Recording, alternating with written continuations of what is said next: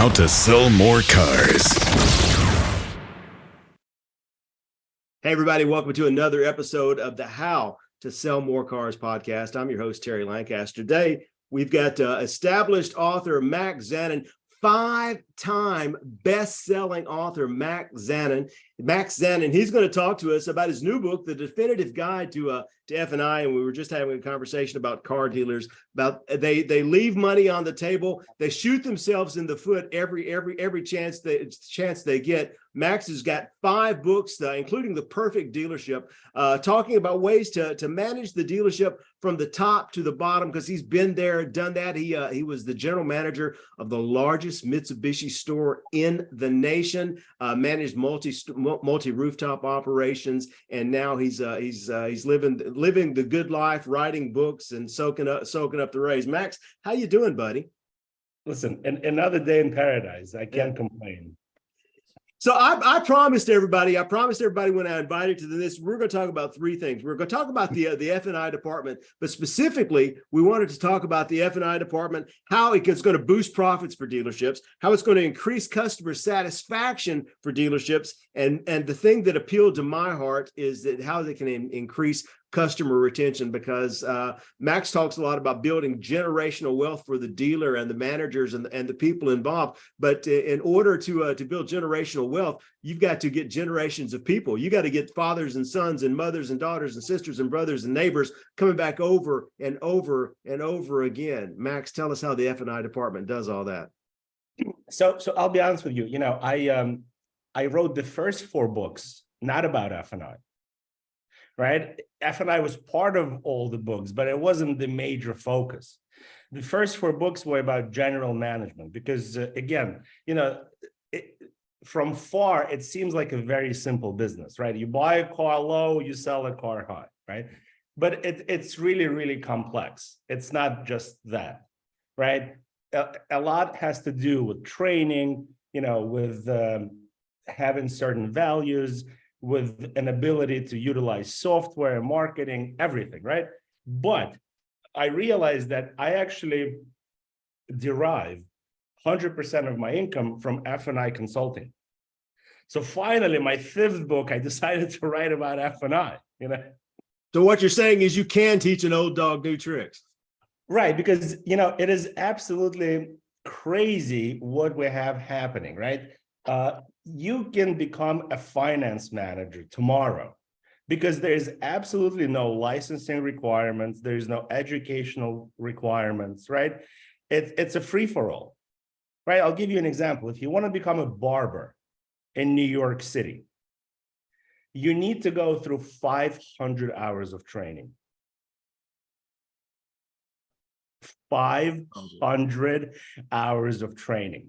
Yeah. Right. And if you and I want to be finance managers, we can start tomorrow. Yeah. Right. And we, at best, are going to get trained by Joe, right, in the next office. And this is how bad habits transcend generations, right? Because there's absolutely no licensing or educational requirements to do the job. And same goes for general management. Right. So, for example, NADA University for general managers, right? Right. It's optional. It's not required. It's absolutely optional. And most dealers don't take advantage of it. So the point of the book was to bring some awareness to how complex F&I is, right? And what I mean by that is that finance department is the glue that connects the sales department and the service department. So without the finance department doing the right thing, it will be very difficult for the sales department and for the service department to achieve maximum profitability and to achieve real customer retention. And I'll give you an example. If you sell service contracts, right? And every dealer sells service contracts. So for example, if you sell service contracts and you do not offer a 0 deductible for the customers that come back to you, or you do not have some kind of a mileage tieback. So for example, if the car breaks down within 25 miles of the selling dealer, the customer should go back to the selling dealer to do the repair, right? You're missing and you're leaving money on the table. And there's so much money on the table. We one of the things, one of the first things that you brought out in the book, and the book was fantastic. I come from the marketing side, and I've done training on the sales side, but I'm not an F&I guy. I've never worked in an F&I department. I don't know much about it. You did a great job of, I mean, the book is just definition of all the different things and all the things that could go wrong. But the thing that I really liked is you talked about setting up the department. And the first thing you said, what really right off the gate is your top performers, your great performers, the really good people are going to be the great people are going to be about 3 times as productive as the average people. And you were a high proponent of going in, getting those people in, bringing in the best people, rewarding them appropriately so that they stick around, so that they're working 5-day weeks instead of 7-day weeks, so that they're working 8-hour days instead of 12-hour days, and they start to stick around. And happy customers create happy employees. How do you get the right people in the job? How do you keep them in the job? So Terry, I'm a realist, right? And we can say, yes, you can work bell to bell 7 days a week, right? You could, to a degree, right? At some point, you're going to burn out, and either your level of performance is going to go down, or you're just going to quit, right? Because the number one reason why people leave automotive retail is the spousal pressure, right? Because you're never home. You're not home on the weekends. You don't get to see your kids' plays, your kids' soccer games, right? And that's not what's happening in other industries, right? So car dealers at some point have to recognize that quality of life is the secret sauce to attracting quality employees, right? Because if you provide a normal environment with a normal schedule, right, you will have employees producing way more, right? Because they have time to do it, right? They have time to rest, and you have to reward them, right? So this is really crazy, and I see this all the time. I get a phone call from a finance manager, and he says, I just got a pay cut. I never get phone calls from finance managers that says, I just got a pay raise.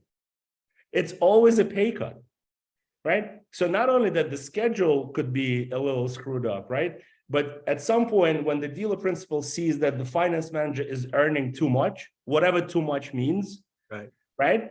They immediately want to give him a pay cut as opposed to give him a pay raise. Sometimes, right, you have to overpay for talent because turnover is what happens when you don't, right? And turnover is extremely expensive because you have to hire a new person. While you are training that new person, they're making mistakes. And these mistakes are easily translated into dollars and cents, right? So you have to create a certain culture where people want to stick around, right? And I'll give you a good example. I know a dealer that pays a bonus to each employee for each additional years of service. So it's $1,000 a year. So if you work there for the 10th year, for example, right, around Christmas time, you get a $10,000 bonus. It's $1,000 for each year that you're employed. And it doesn't matter if you're a finance manager or a porter or a technician, that goes for all employees, right? And imagine, that's really, really good. Right? These people really know the business, right? Turnover is not a factor. Customers know them. You mentioned that you need to, in order to build generational wealth, you need generations of customers. So imagine if the sales team or the service team is there for 10, 15, 20 years, They know multiple generations of people already that bought cars from them. These customers are comfortable dealing with them, and for example, instead of going to Jiffy Lube, they're coming back to the service department to do the oil change, to do the regular maintenance. They are buying service contracts and F&I products from the dealership as opposed to, some third party that's being advertised on TV. You can't replicate those connections. Those have to be built in, and they have to be long term. And I tell dealers all the time that if your team, if the people who work at your dealerships don't have an active, engaged social and family life outside of the dealership, you're leaving money on the table because all the money comes from outside the dealership. Yeah, that's where it has to be. That's exactly right. And you have to understand that in order for you to do a job, it's really easy to calculate how much time each task requires, right? So if it takes you half an hour to get the deal approved and get the deal funded, and then it takes you another half an hour to 45 minutes to do your presentation, to show the customer all the benefits and the features of each and every F&I product available, right? There's only so many customers each finance manager can see during the day or during a month, right? So a lot of times dealers make a mistake, and instead of hiring an additional finance manager, they overload the existing one. And when you overload an existing finance manager, they only have less time to spend with that customer.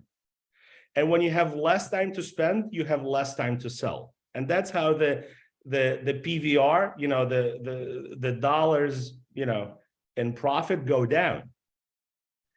And also, when you happens in service, right? With service advisors, right? There's only so many customers you can see as a service advisor, right? If you need to spend half an hour with a customer, right, and you work 8 hours, right, you can only see 12 customers. That's already 6 hours, right? You have an hour lunch and you have an hour to do the paperwork. So if you have a service advisor seeing 15, 20 customers a day, I promise you that instead of upselling them certain repair or maintenance work, they just become order takers. Oh, Terry, you're here for an oil change, no problem. All right. You said in the book that the number for finance managers is 3 to 3.5 deals a day, 80 deals a month. And I've noticed a lot more. You talked about the pay cuts. No one ever is, they're never presented as a pay cut. We're restructuring things, but it always works out to be that. And I've seen a lot more of that in the last couple of years because things are changing faster than they've ever changed before. So you change the pay structure and people leave, then you got more people doing, you have fewer people doing more deals, which means the deal takes longer. And everything I've ever seen said that the thing that people hate the most about the car business is how long it takes to buy a car. What can you put in place to speed up the deal for the customers? How can F&I move faster? So again, it comes down to quality of your personnel, right? Are you training them? And there are two things, right, that finance managers need to do. They need to be able to read a credit bureau in order to submit the deal to the right bank and structure the deal correctly, because their main job is to get the best possible approval for the customer, right? So what a lot of dealers do, they focus on the second part of the job, right? And the second part of the job is to upsell certain F&I products, right?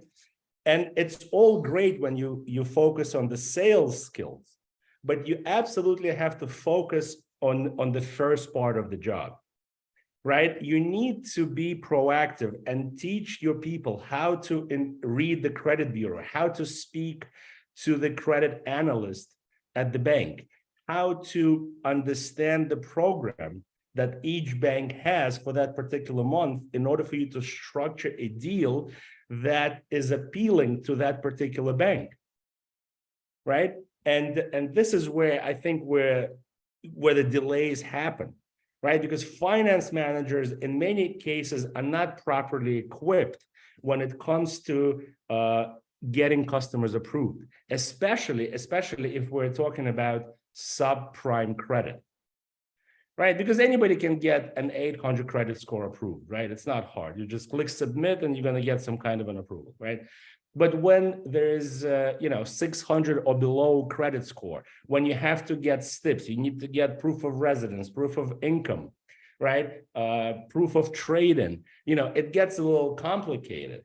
And, people have a bad taste in their mouth when they have to wait 4, 5, 6 hours in a showroom to see a finance manager. Yeah, and so I'm assuming understanding that deal at the get-go eliminates some of that waiting time. Correct.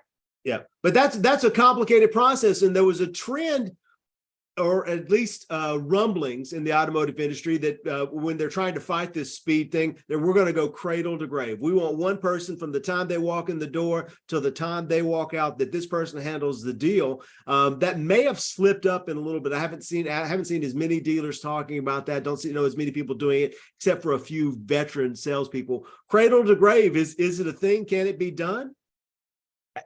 It's a fantasy, right? And I'll tell you why, right? You can ask any car dealer how hard it is to find a good salesperson, right? And then you can ask the same car dealer how hard it is to find a good finance manager. And then imagine finding that unicorn, right? That's going to be good at sales, good at understanding credit, good at understanding bank programs, and good at selling F&I products, all as one person, right? Yeah. This is a complete fantasy that never ever, right? And I'm glad you're recording it. And I like the fact that I'm going on the record saying this will never ever work. So if you can't do cradle to grave, which cradle to grave would be great for customer satisfaction. People like having one person they trust. People like having things move faster. If cradle to grave isn't the answer for higher customer satisfaction and better customer retention, what is? Listen, like anything else, you need qualified staff, right? And well-trained staff. And what I mean by well-trained staff, I'm talking about all departments, right? It doesn't make sense to have super trained, super qualified finance managers and the so-so salespeople, right? Because the so-so salespeople will slow down the process, and vice versa, right? Great salespeople will sell the car quickly, but then so-so finance managers will slow down the process. So as a car dealer, and I got this expression from Brian Benstock, right? He says that the last 3 years, majority of car dealers in America were in a profit coma.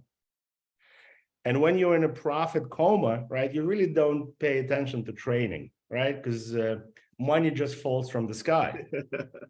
You know what I mean? So I hope that dealers are coming out of this profit coma and reinvesting the profits that they made into training their staff in every single department, right? Because don't forget, if you don't get really good service in the service department, you're never coming back to buy another car from that dealership.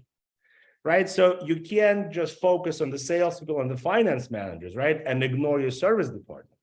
You need to take a 360-degree look at your operations and dedicate, resources to training each and every person in each and every department. Each and every person, and I'm glad you mentioned Brian Benstock. Brian's Paragon Honda, one of the top Honda dealers in the country. And when you talk about training each and every person at the dealership, that includes the person running the dealership, because everything starts at the head. And if you don't have a great leader, then everything else is going to slip through the cracks. So if there's something going wrong, look to the top first off the bat. And if there's something going right, you can look to the top too. I agree, and I think training is really important, right? And you nailed it on the head, right? Because everything trickles down. So if the leader is not participating in training, then, everybody in the dealership sees that obviously it's not a priority for the leader. So why should I do? right? So if your leader is not part of the training, if your leader is not attending NADA university or sending, or going to some other courses, right, or some other seminars or webinars, then, employees can see that, they're not blind. Yeah. So let me ask you this. The deal, with interest rates skyrocketing right now, they're going up, and maybe they're leveling off right now, but everything's going up. And we've had a trend for longer term finance packages for cars, which impacts recidivism. How do you get people back? How do you structure a deal so that you get that customer back and in the market sooner, and get this generational thing that we're talking about? How do you make deals turn? How can F&I make the deals turn faster? So when it comes to new cars, I think you really need to focus on leasing, right? Because leasing by definition is a short-term loan, right? And it's usually 36 months, 39 months, sometimes it's even 27 or 18 months, right? So you can increase this customer turnover, right? When it comes to financing, right? Even though, listen, a 96-month term is available, you're not doing any favors to your customers by putting them in a 96-month loans, right? Because they will be so upside down. When are they coming back? When is this negative equity going away? Year 7? You're basically turning them into last-time buyers. Last-time buyers. Right. And that's not good. That's really not good. So you have to, get creative, explain the benefits of a shorter term finance. And that's the way to do it, because listen, it's a never ending process, right? Where today, I tell you, Terry, 96 months, and it's more or less acceptable. Probably next year, we'll be talking about 120-month terms, right? And this is not acceptable. I mean, just think of the finance charge that the customer will have to pay on 120 or 96-month term. Yeah. And then you're stacking a $10,000 extra profit or whatever people were doing when the money was just falling from the sky. And those people ain't coming back in our lifetime. That's right. Yeah. That's right. So there were some dealers that actually understood that the long-term game is much more important than the short-term game. And there were dealers that refused to sell cars for more than MSRP. And they did the right things by the customers, But then there were dealers that were easily charging $30,000, $40,000, $50,000 over sticker, Yeah. And believe me, customers will have a long-term memory. They will not forget this.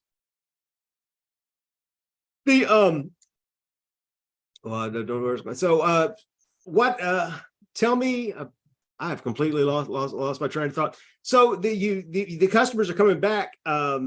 Leasing is what I was going to ask about. Why, if leasing gets those long-term buyers into shorter terms, what's the aversion to leasing? Is it coming from the dealers, or is it coming from the consumers? I live in Nashville. Nobody leases cars in Nashville. The last time I leased a car for my daughter, I had to explain leasing to the people who worked at the dealership. We were walking through the contract, and I don't know anything about leasing, and I was showing them how to do it because they just don't write the deals. Why not?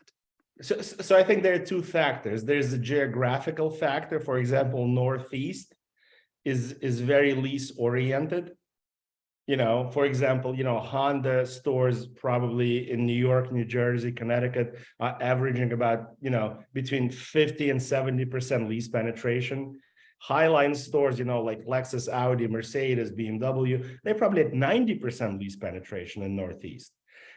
So one thing is the geographical location, and another thing is, like you said, lack of knowledge, right? When it comes to the desk, right? Because you can desk a deal and present a deal as a lease or a finance, right? And the same thing comes to finance department. When the customer was sold a car, but then finance manager explains to the customer the benefits of going into a lease instead.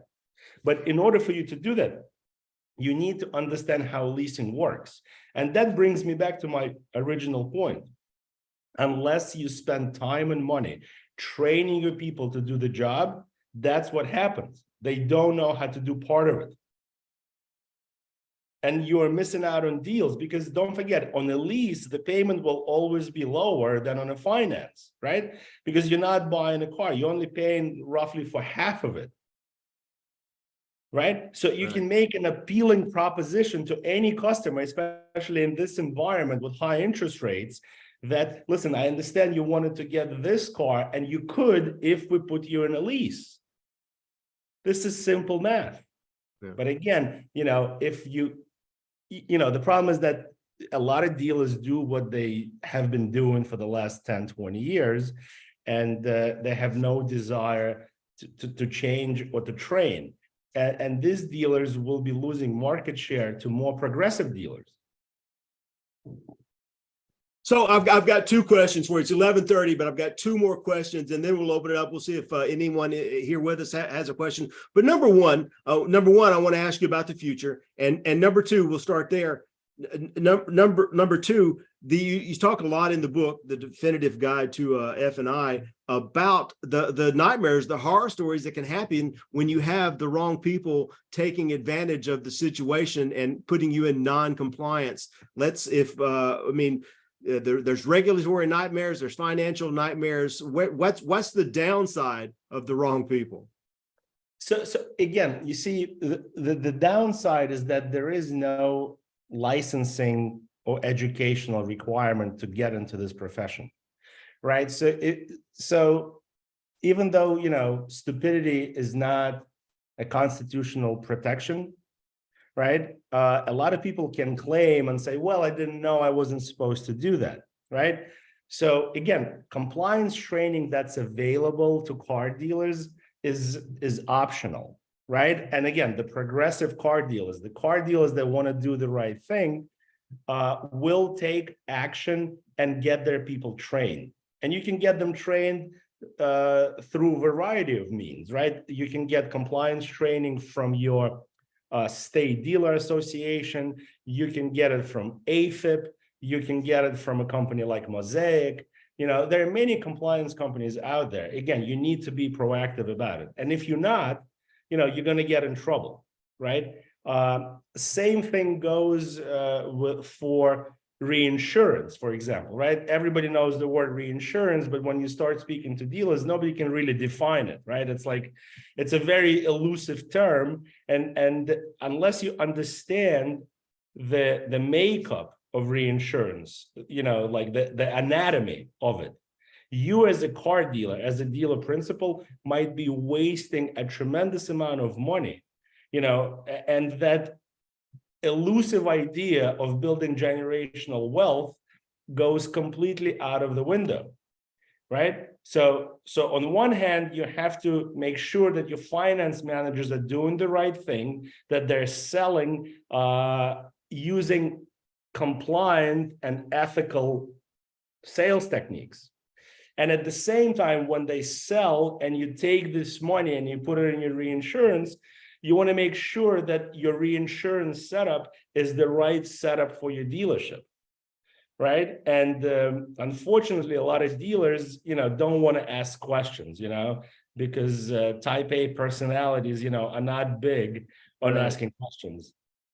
Yeah, and there are a couple of type A personalities running dealerships. If just for example, but if things go wrong, those $200,000 fines from the state regulatory commission, that can screw up some generational wealth planning right there.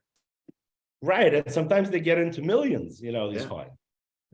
Because what happens is that when they find a violation, right, they're usually going to go on a fishing expedition to see if this is something that's happening consistently in the car dealership.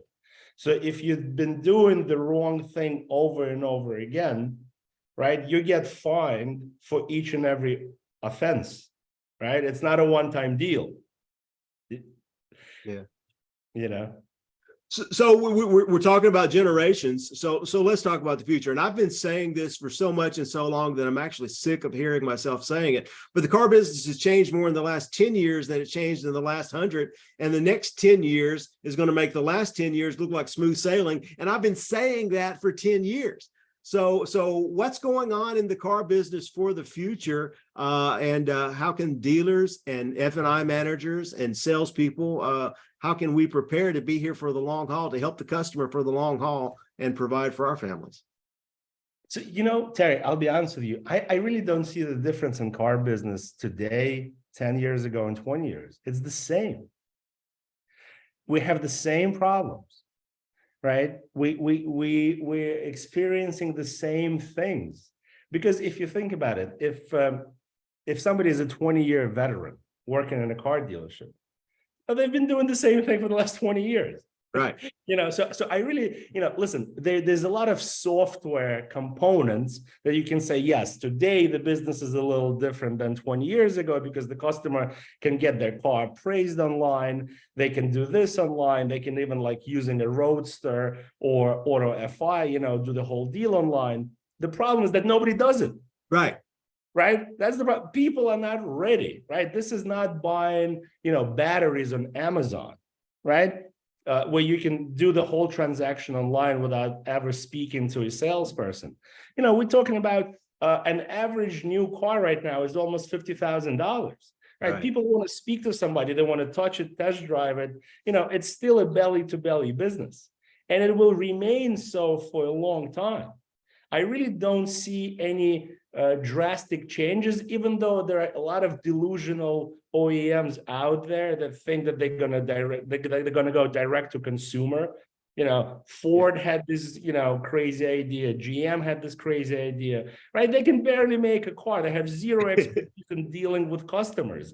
Yeah. How is GM going to take a car on trade? How is GM going to get a subprime customer approved? This is a fantasy.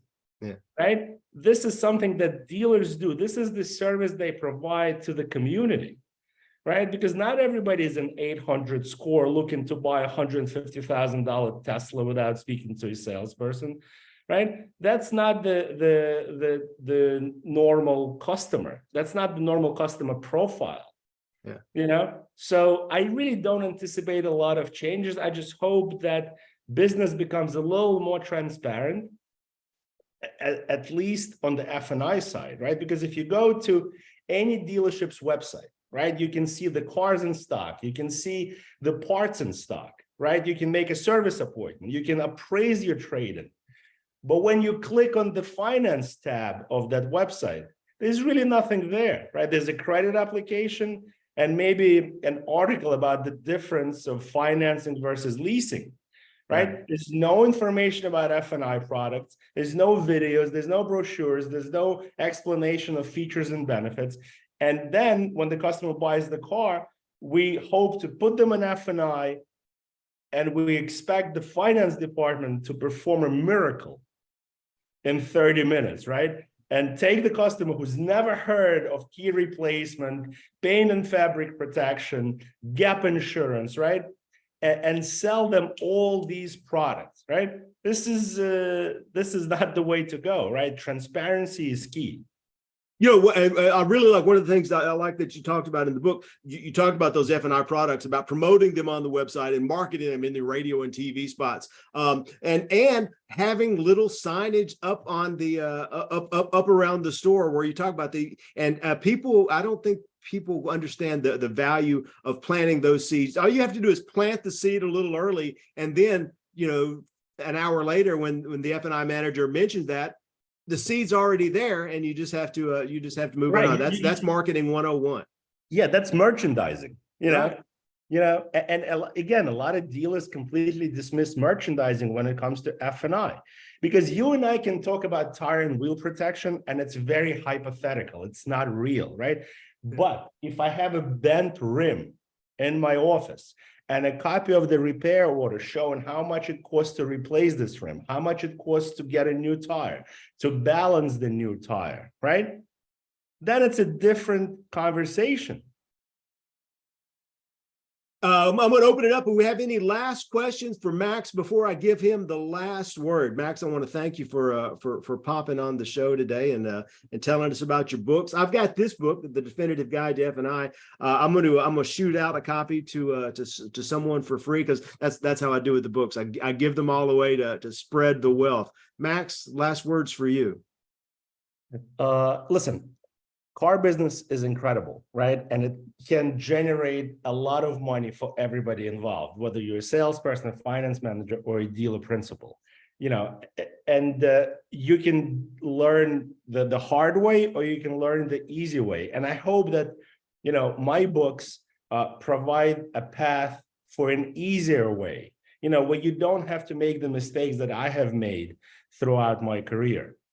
And if any car dealer out there, wants to talk to me, I put my phone number in every book. I put my email address in every book, and I'm always available. I answer the phone. It's not an answering service. It's my personal number, and whatever I can do to help, I'm here. And you're on the web, maxzanan.com. Is that right? Yes, sir. Max Zanan, you're like me. I can't owe the mafia any money because everybody can find me if they're looking for me. That's right. Max, I appreciate you, buddy. Thanks for being on. And everybody be well. Take care. Go sell some cars.